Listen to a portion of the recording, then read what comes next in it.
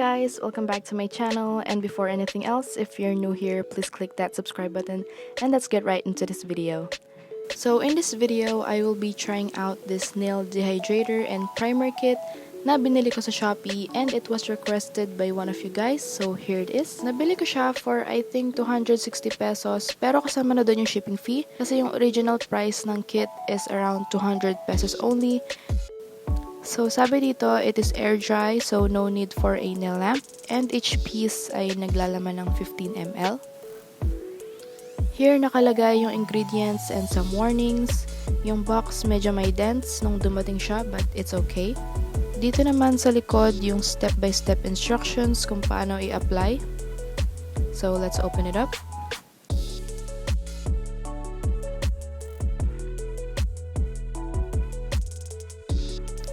Ito yung laman niya, so fortunately wala siyang tapon and na-deliver siya agad-agad. Ito yung nail dehydrator.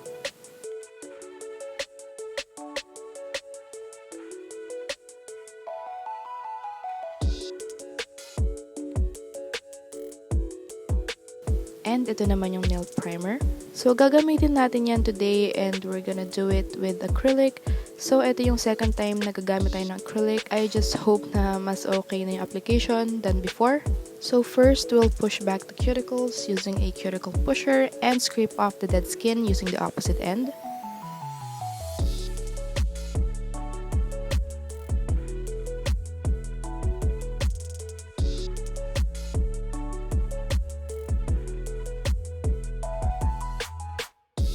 And then, gagamit tayo ng nail drill to file around the cuticle area para ma-make sure na naalis natin yung mga dead skin to avoid lifting.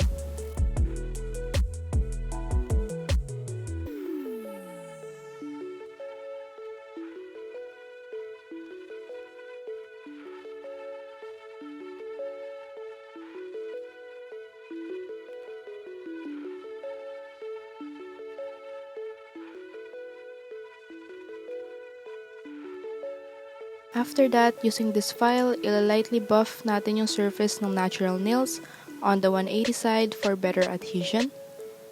Ginagawa natin to para matanggal yung natural shine ng nails and also yung natural oils kasi hindi kakapit yung acrylic nails if may oil underneath. And then mag-a-apply na tayo ng nail dehydrator to further dissolve all the oil sa nail bed.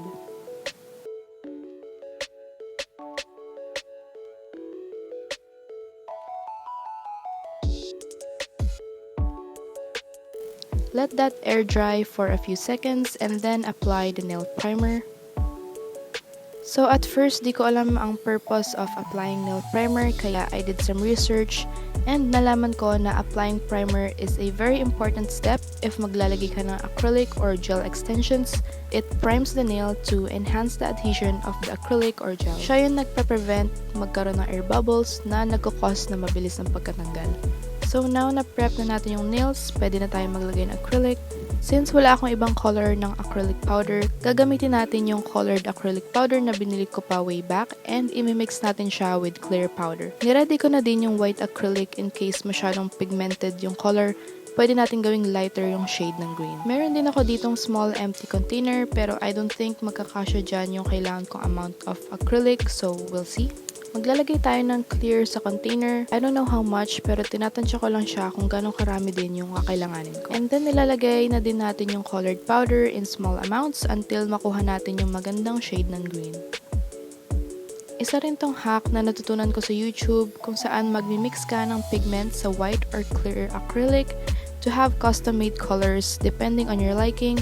So gusto ko rin siyang gawin with colored chalk kasi it can save a lot of money. Gagamit tayo ng nail forms and tulad ng ginawa ko sa previous video, gagawin muna natin yung index finger to see how it looks.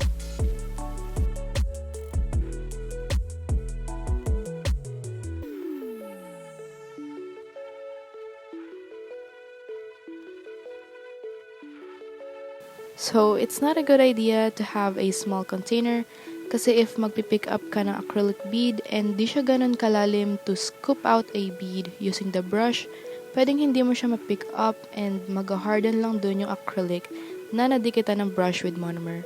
So kung gagawa kayo ng custom colored acrylic powder, use a big enough container para di mangyari yun. So this is sped up kasi mabagal talaga ako mag-work. Kaya I'm not into fast setting stuff, pero sinasanay ko rin yung sarili ko so that I can be flexible with different types of monomer. So as you can see sa small container, nag-harden na yung acrylic na hindi na pick up ng brush, so it's a waste, so try to avoid it.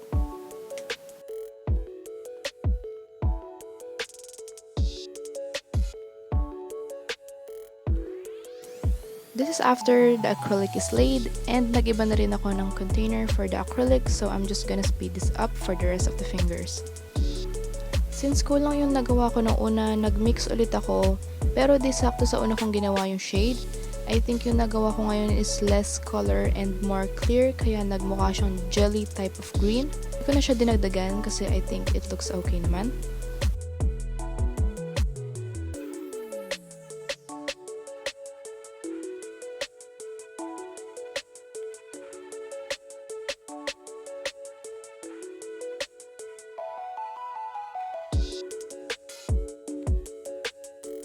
So this is the nails after all of the acrylic is laid. After that, let it set for a few minutes until it totally hardens, and then pwede mo na siya i-file.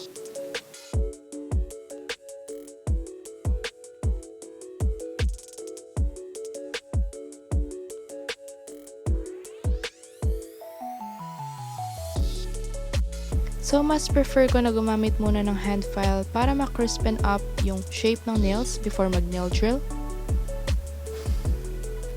So in these nails, gagawin ko siyang almond. The difference niya sa stiletto is yung end ng almond is hindi ganun ka-pointy. So parang i-round mo lang yung free edge ng stiletto to make an almond. After filing with a hand file, gagamitin na natin yung nail drill.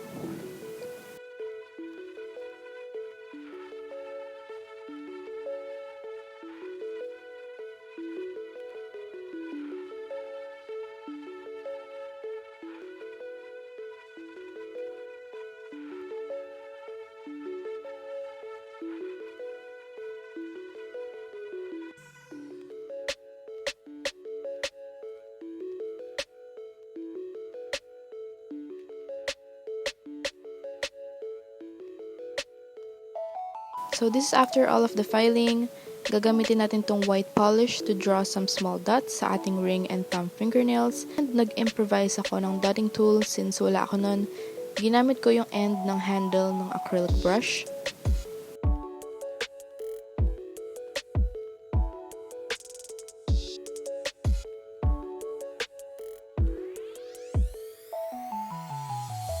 And maglalagay din ako ng nail sticker. I think nabili ko to sa Watsons.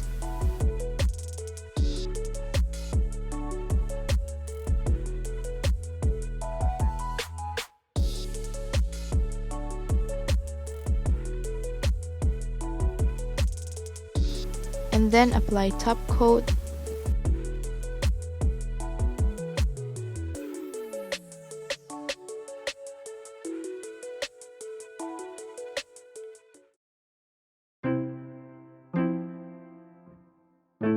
And lastly, cuticle oil.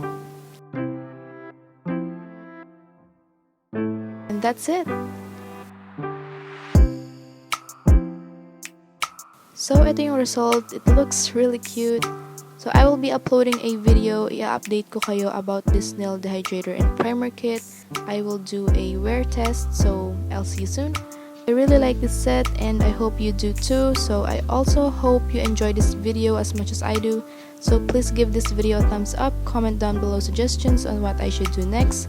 Also follow me on Instagram at @thehappyfingers, and if you're new here, subscribe to my channel, turn on my post notifications, and I'll see you on the next one.